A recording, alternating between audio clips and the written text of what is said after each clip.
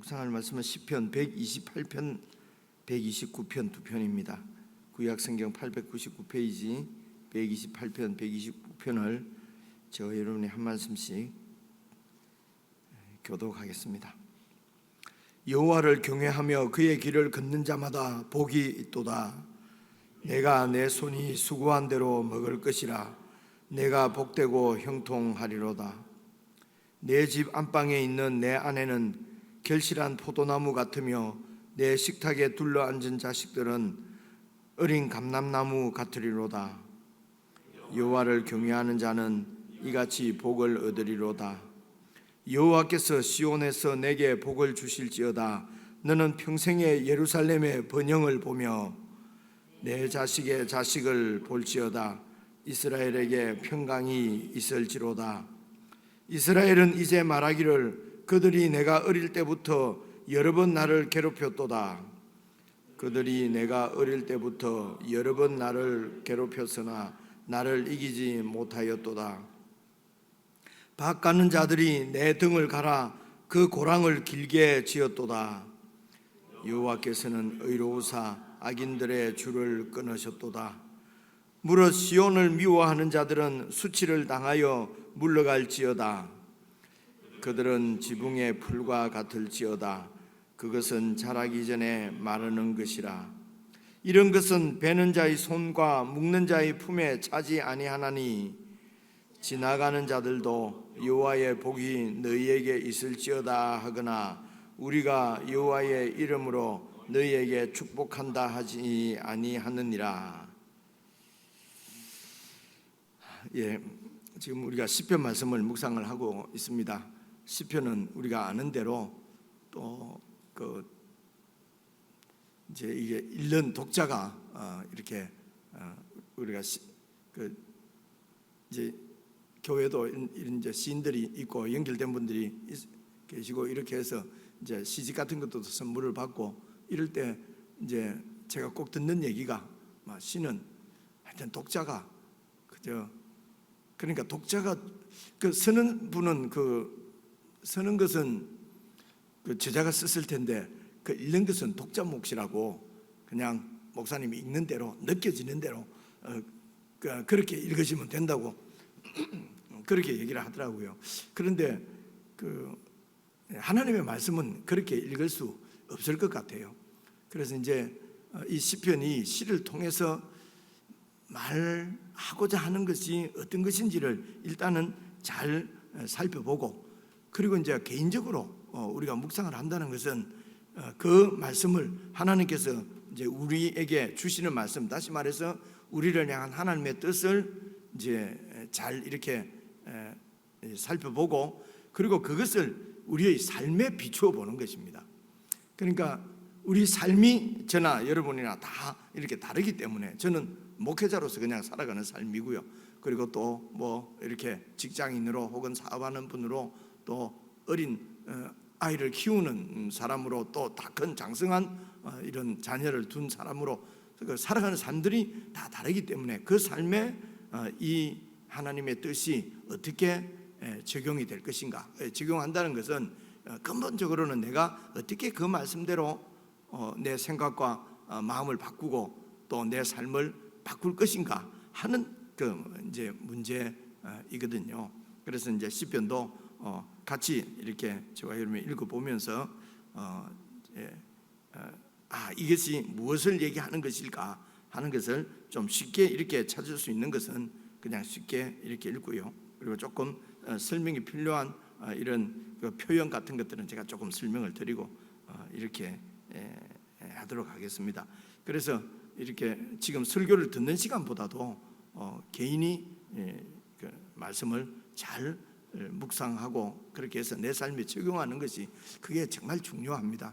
이제 이런 부분이 이렇게 듣기만 하면은 참 훈련이 잘 안 되거든요. 그래서 조금 어렵더라도 설교 끝나고 나서 한 10분 정도 시간을 드리는 것은 그 시간에 좀 이렇게 그 시간에 조금 생각을 하면은 나중에 일상으로 우리가 들어가서도 이 말씀이 생각이 나요. 그냥 듣고만 이렇게 끝내버리면은 전혀 생각이 안 나는 거 있지 않습니까? 그럼 자꾸 마음에 시험이 들잖아요. 아침에 새벽에 어렵게 가서 들었는데 뭐 하나도 생각이 안 나고 가나 안 가나 똑같다 그러면은 그냥 막 우리 마음이 편한 대로 그냥 이렇게 가버리거든요.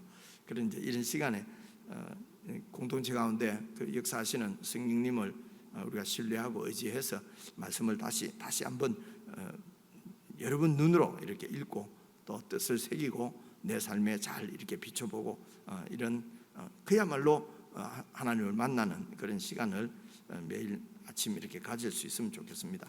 그래서 오늘 1절에 보면 여호와를 경외하여 그의 길을 걷는 자마다 복이 있도다. 그래서 이제 어떤 복이냐 2절부터 설명하는데요. 이렇게 여호와를 경외하는 사람은 127편 어제 우리가 살펴본 데 보면은 2절에 보면은요. 여호와를 그렇죠. 2절 중간쯤에 그러므로 여호와께서 그의 사랑하시는 자에게 잠을 주시는도다. 그러니까 여호와께서 사랑하시는 자, 그 자는 어떤 자들이냐 그러면은 여호와를 경외하며 그의 길을 걷는 자이죠. 그래서 127편, 128편은 이렇게 짝으로 그냥 이렇게 같이 이어져 있을 정도로 이제 같이 이제 생각을 하는 것이 이제 좋습니다. 그래서 2절 보시면은요. 네가 네 손이 수고한 대로 먹을 것이라 네가 복되고 형통하리로다. 그래서 우리의 현실적인 이 땅의 삶에서도 우리가 수고한 대로 그렇죠? 우리가 수고한 대로 먹으면은 그게 복이죠. 수고한 데 대해서 더 욕심을 부리거나 근데 수고를 했는데 그것을 잃어버리면은 그 복이 아니지 않습니까? 그래서 127편에서 6편이죠. 이제 6편에서도 마찬가지입니다. 그 여호와께서 행하신 큰 일 가운데서 이제 여호와께서 은혜로 우리에게 그런 큰 일을 행하신 것은 이제 참으로 아름다운 천국 공동체를 세우시려고 하는 이제 하나님의 뜻이 우리 가운데 임한 거지요. 그래서 거기에 씨를 뿌리는 자, 울며 씨를 뿌린다는 말은 그 하나님의 뜻에 동참하는 거지요.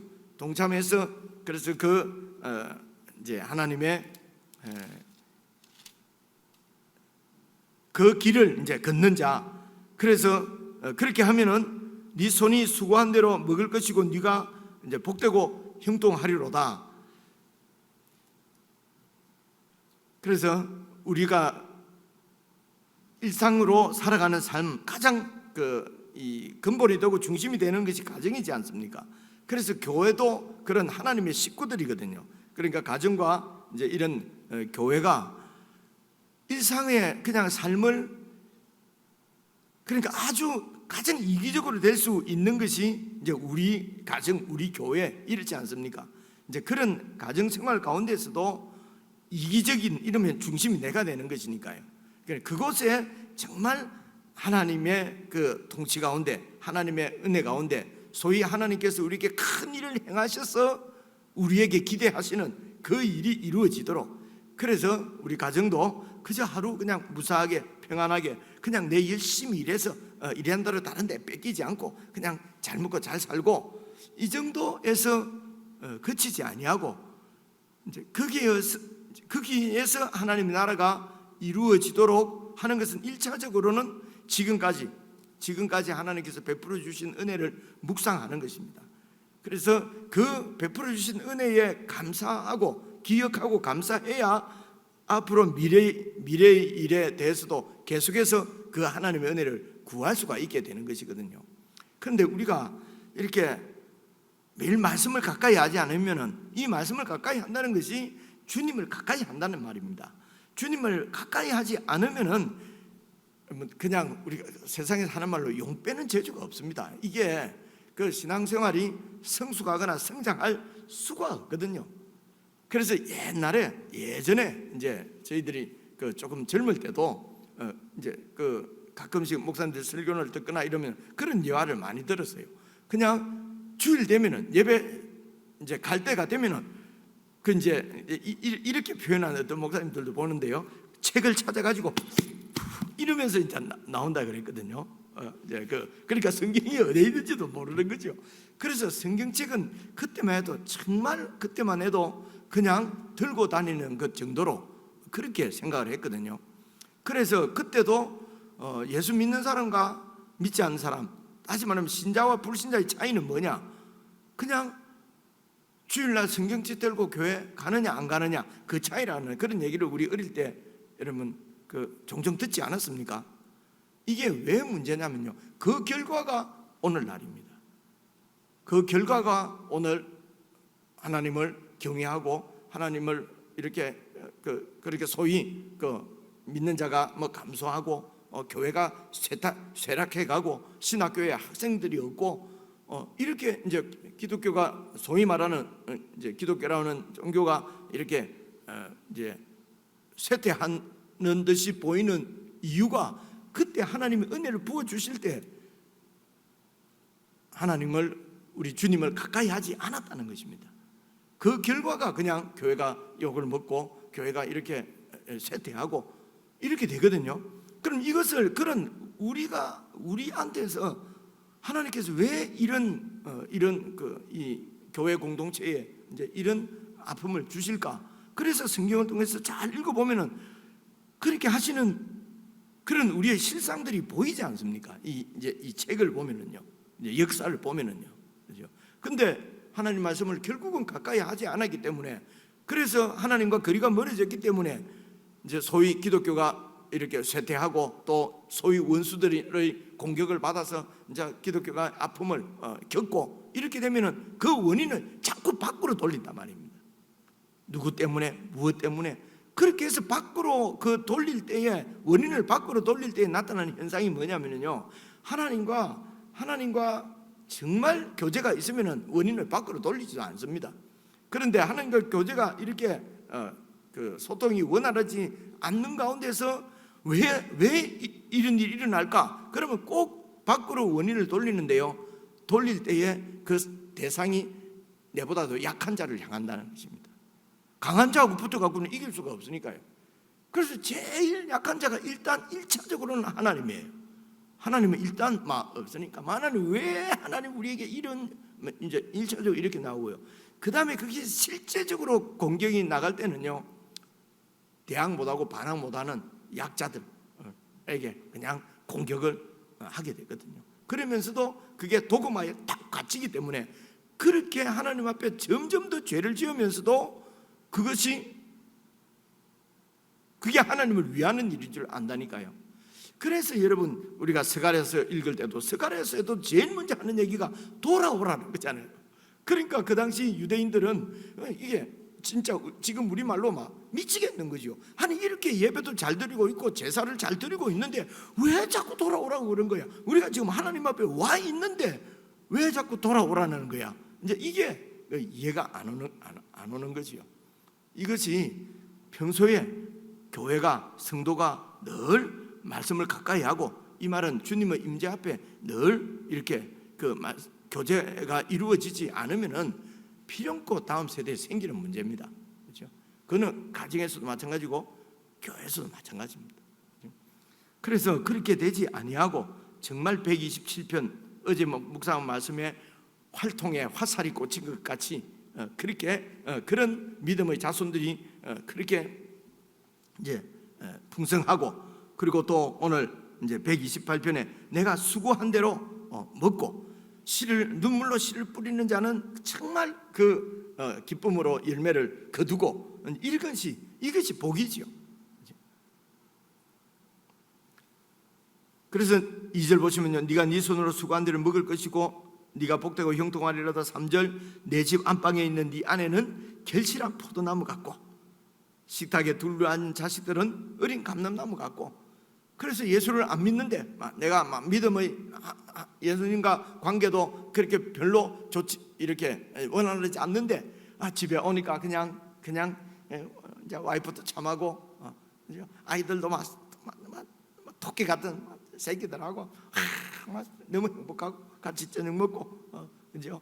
옛날에는 산업사회 때는 아버지가 집에 일찍도 오지 않았는데 요즘 MZ 세대 그러면서 말입니다. 요즘은 전부 다 가정적이고 그래 가정으로 다 들어가고 가정 안에서 얼마나 잘 살고 그렇게 해서 가정 안에서 평안을 누리고 살고, 그러니까 예수님은 별로 필요가 없지요.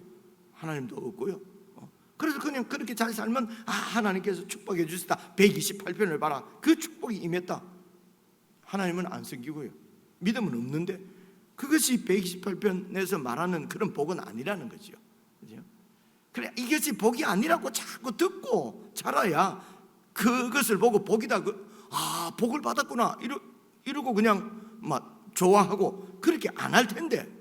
그죠? 그런데 이런 성경을 그렇게 듣지 않고 하나님이 함께 하시면 복이 있다. 복은 뭐냐? 그냥 수고한 대로 벌고 그냥 가족들끼리 오손도손 그냥 우리 편들끼리 그냥 아무런 염려 없이 그렇게 살면 복이다.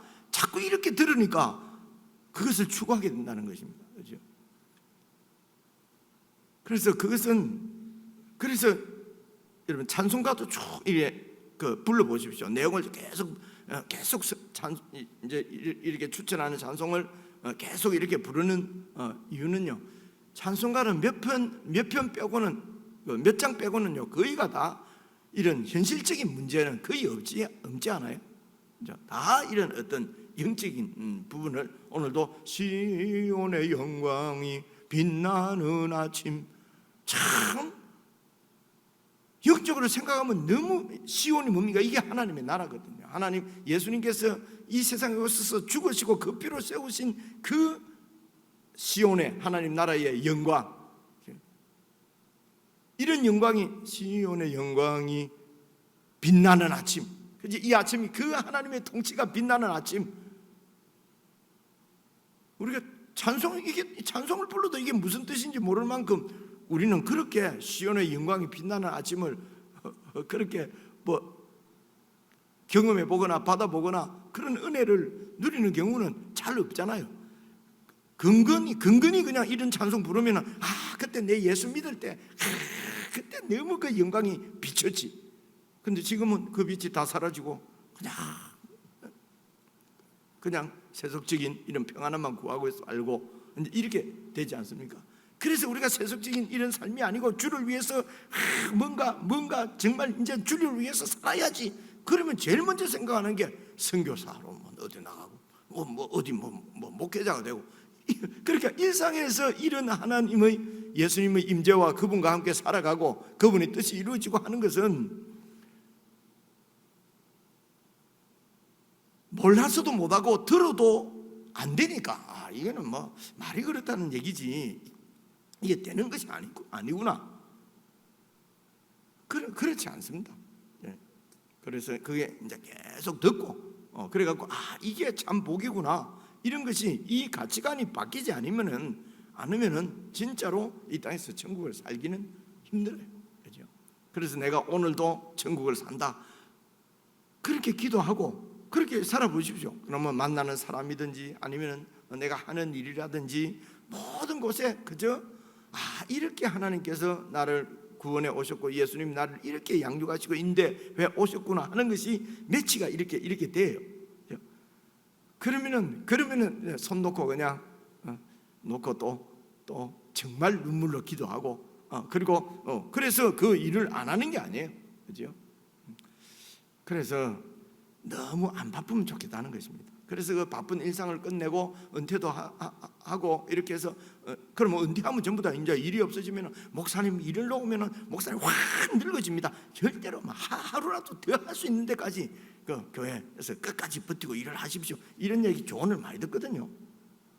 아니 그 일을 딱 놓으면 왜 확 늙을까?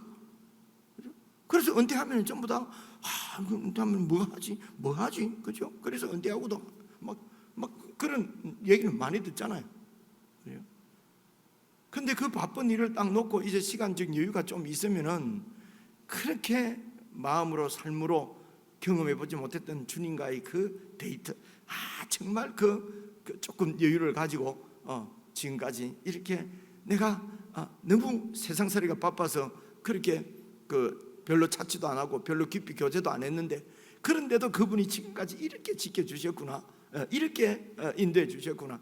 이제 그게 오늘 위해서 주님께서 그렇게 하셨을 것이다. 그래서 주님 그 말씀 안에서 더 옛날 과거도 회상하고 또 그렇게 묵상하고 그리고 그 은혜도 누리고 그 은혜를 바쁜 일을 겪고 나면은 정말 진짜로 주님하고 정말 한번 살아볼 것 같은데, 제 지금 마음은 그럴 것 같은데, 이제 이게 평소에 이렇게 쭉 소위 이제 훈련, 양육이 그렇게 안 되어 있으면은 어렵죠, 그렇죠? 은퇴했으니까 이제는 뭐 확 늙을 정도로 뭐 무슨 일을 할까?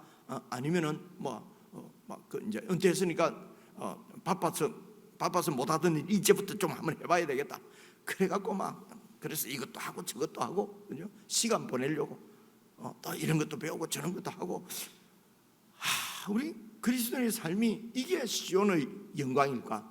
이게 정말 시온의 하나님 나라의 그 찬란한 영광일까? 이런 찬란한 영광이 우리 삶에서, 우리 선배들의 삶에서 그게 나타나야 우리 후배들이 저런 영광을 나도 바라보고 이렇게 좀 되지 않겠습니까? 그죠? 그래서 네 상에 네 집에 식탁에 둘러앉은 자식들은 감람나무 같으리로다. 이런 자식들이 이렇게 말씀 안에서 양육되어져서 천국의 영광을 바라보면서 그렇게 자라나는 그 새신자들, 그죠? 이런 영광, 이런 복을 얘기하는 것이죠. 그래서 4절 여호와를 경외하는 자는 이같이 복을 얻으리로다. 뭔가 어떤 프로그램을 하고 뭘 어떻게 하고가 아니라 여호와를 경외하는 자입니다. 여러분, 여호와를 경외하는데 일주일 동안 하나님 생각 아무것도 안 하다가, 예수님 생각 아무것도 안 하다가 그냥 주일날 아이고 주일이구나 그렇게 와서 이래가지고 경외가 되겠습니까? 그러니까 여호와를 경외 안 하니까 이런 복이 안 임한다는 거죠. 5절입니다. 여호와께서 시온에서 내게 복을 주실지로다. 시온이 바로 하나님의 도성입니다. 하나님의 통치 안에서 이런 복을 주신다는 겁니다. 우리가 통치 가운데 거하지 않으면 이런 복이 없죠. 그래서 이 복이 뭐냐 하면 평생의 예루살렘의 번영을 보는 거예요. 예루살렘의 번영입니다. 예루살렘이 바로 하나님의 성전이 있는, 하나님께서 거하시는, 다시 말하면 지금으로 말하면 교회입니다. 교회의 번영을 본다. 집에 가도 교회의 번영을 보고, 교회 와도 교회의 번영을 보고, 직장 가도 교회의 번영을 보고, 그 예수님이 머리이신 그 교회의 번영을 우리가 볼 수 있다. 그래서 6절 네 자식의 자식을 볼지어다. 이스라엘에게, 하나님의 백성들에게 평강이 있을지로다. 그래서 이스라엘은 이제 말하기를, 그들이 세상 백성들이 내가 어릴 때부터, 여러분 원래 뜻은 이스라엘이 어릴 때, 이스라엘은 공동체거든요. 이 공동체가 민족으로 막 형성되어졌을 때가 어릴 때지요. 그 어릴 때 이들이 어떻게 있었습니까? 그 애굽의 종살이 하고 있었죠. 그리고 광야 생활할 때도 많은 적들의 공격을 받았죠. 그리고 이제 하나님이 주신 가나안 땅에 들어가서도 계속 전쟁을 치러야 되죠. 그들이 내가 어릴 때부터 여러 번 나를 괴롭혔도다. 2절 그들이 내가 어릴 때부터 여러 번 나를 괴롭혔으나 나를 이기지 못하였도다. 이기지 못했다는 것은 상대를 그 뒤에 설명이 나옵니다. 그래서 그들이 나를 이기지 못했다는 것은 내 믿음을, 하나님에 대한 신뢰를, 하나님을 따르고 하나님의 뜻을 이루는 이런 우리의 삶을 넘어뜨리려고 했지만은 결국은 그들이 이기지 못했다. 내가 버텨냈다는 것입니다. 3절 보십시오. 밭가는 자들이 내 등을 갈아 그 고랑을 길게 지었도다. 이게 이제 노예 이런 삶을 생각나게 하죠. 막 일을 시켜서 그래서 등짝에 그냥 고랑이 생기도록 그 매를 맞았어도 그럴 수도 있고요. 그죠? 핍박을 받았어도 그럴 수도 있고, 고된 일에 그냥 지친 노예의 이런 모습이지요. 이렇게 핍박하고, 그런데 4절 여호와께서는 의로우사 악인들의 줄을 그때마다 다 끊으셨도다. 하나님께서 우리를 그럼 그런 어려움에 안 당하도록 해주시면 안 되는가? 이제 이런 얘기는 이제 더 이상 우리가 안 해도 되겠죠, 그죠? 그래서 그런 악한 자들, 그래서 여기에서는 그런 그 외적의 침입도 있고요. 그 공동체 안에서도 권세 있고 힘 있고 하나님께서 백성을 돌보라고 주신 그런 권세를 가지고 이렇게 일반 백성들을 착취하고 그렇게 하는 그 탄간오리들이 그냥 세상 역사에도 우리나라 역사에도 보면 맨날 그런 얘기잖아요. 탄간오리들 얘기지만은 그곳에서 구원받아서 정말 단간오리가 아니라 백성을 섬기도록 세워진 지도자들이 세상 나라하고 똑같이 그렇게 했다는 것입니다. 그래서 이스라엘 공동체 안에도 이런 권세자들이 이런 그 악인으로서의 그 악인 노릇을 그야말로 그렇게 행했던 그런 역사를 우리가 잘 알고 있죠. 그래서 여호와께서는 악인들의 줄을 끊으셨다는 것입니다. 그래서 5절입니다. 무릇 시온을 미워하는 자들, 시온이 바로 하나님의 통치죠, 하나님의 영광이죠. 시온은 하나님의 나라입니다. 하나님의 백성입니다. 시온을 미워하는 자들은 수치를 당하여 물러갈지어다.